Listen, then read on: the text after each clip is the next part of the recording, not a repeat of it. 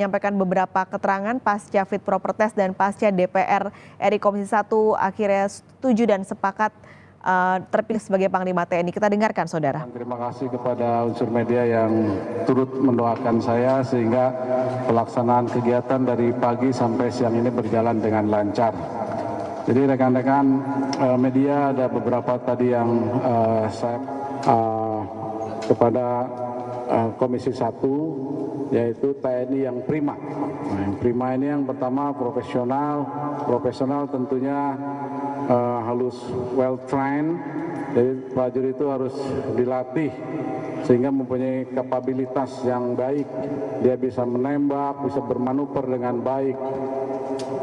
Kemudian well equipped, diperlengkapi dengan perlengkapan yang baik.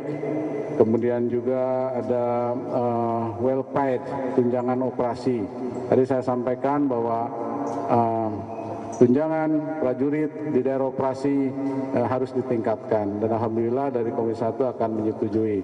Kemudian juga responsif terhadap Bang Listra yang sekarang terjadi. Jadi kita ini dinamis dari doktrin setiap saat akan berubah sesuai Bang Listra yang ada. Kalau tentang konflik di Papua, nanti saya sudah membuat konsep, yaitu menggunakan smart power. Smart power itu soft power, kita mengedepankan operasi teritorial.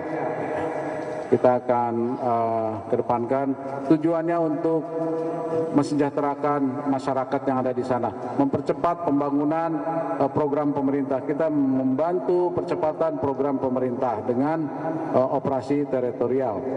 Kemudian juga tentang netralitas di pemilu ini, kita sudah mempunyai koridor bahwa TNI berdasarkan Undang-Undang Nomor 34 Tahun 2014, TNI tidak boleh berpolitik praktis.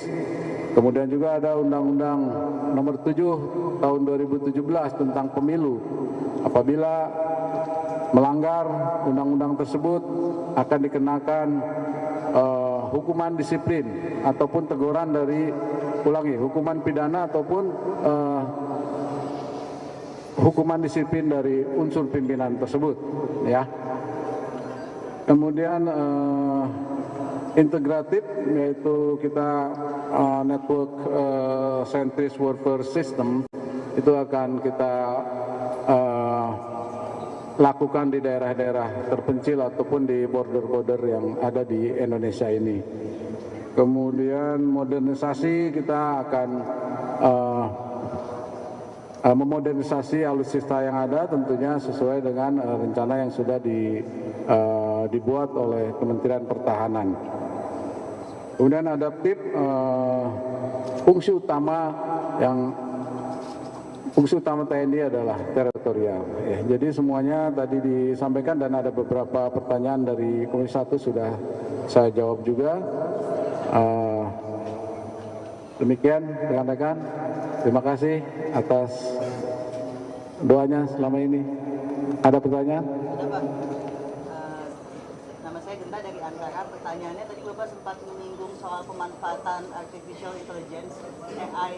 Itu maksudnya untuk seperti apa Pak pemanfaatannya? Apakah ada satuan-satuan tertentu nanti yang akan diproyeksikan untuk menjadi pengguna AI pertama mungkin di TNI? Ya, jadi tadi saya sampaikan bahwa kita konsep operasi kita, doktrin kita akan mengikuti Bang Listra yang terjadi. Ya, sekarang kita sudah perang menggunakan cyber, kemudian drone. Nanti kita akan kembangkan kesatuan TNI. Sekarang sudah ada pasukan cyber, nanti akan kita optimalkan di jajaran TNI. Kemudian penggunaan drone itu bisa digunakan dalam tugas operasi ataupun kegiatan lainnya seperti bencana alam dan sebagainya. Oke.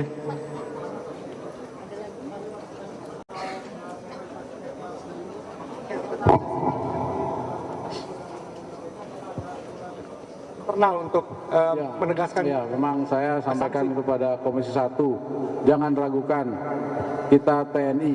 Ya, saya sudah tekankan dan saya sudah memberikan penyuluhan kepada prajurit yang sampai terendah, pangkat terendah. Mereka sudah kita berikan buku saku. Setiap prajurit, setiap orang mempunyai buku saku tentang apa yang harus dilakukan dan apa yang tidak harus dilakukan. Demikian, Pak.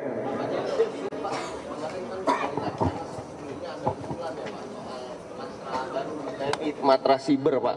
Izin Pak, saya Naufal dari CNN. Pak, ya, kemarin dari Lemhanas sempat ada usulan soal pembentukan matra baru, Pak, yaitu matra siber. Tadi nyambung sedikit dari pertanyaan dari antara, gimana Pak tanggapannya soal itu? Apakah akan dilanjutkan atau bagaimana? Cyber ini di negara-negara lain sudah menjadi satuan sendiri. Nanti kita akan mengkaji, kemudian membuat pokja untuk memang kita cyber memang akan saya besarkan untuk menghadapi tantangan tadi itu ya, tantangan, ancaman, gangguan dan hambatan yang sesuai dengan bangkit yang terjadi di sini.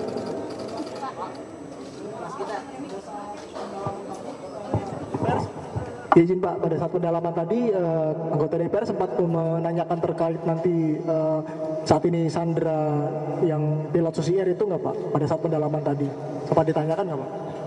Ya, kita sebenarnya akan tadi itu ya, smart power. Kita akan mengedepankan dialog. Insya Allah bisa selesai dalam waktu dekat ya.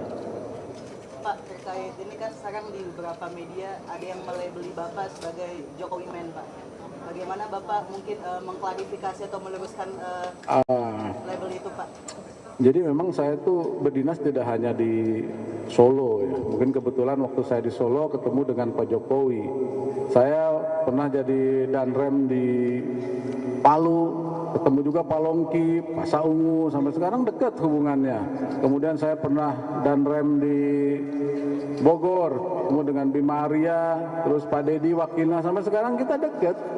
Kemudian saya pernah Pangdam 3 Siliwangi dengan Ridwan Kamil, PAU, saya dekat juga. Jadi bagi saya pada saat saya menjabat, saya selalu melaksanakan tugas ya bareng-bareng dalam bentuk Forkopimda itu ya. Oke, makasih ya, terima kasih. Terima kasih.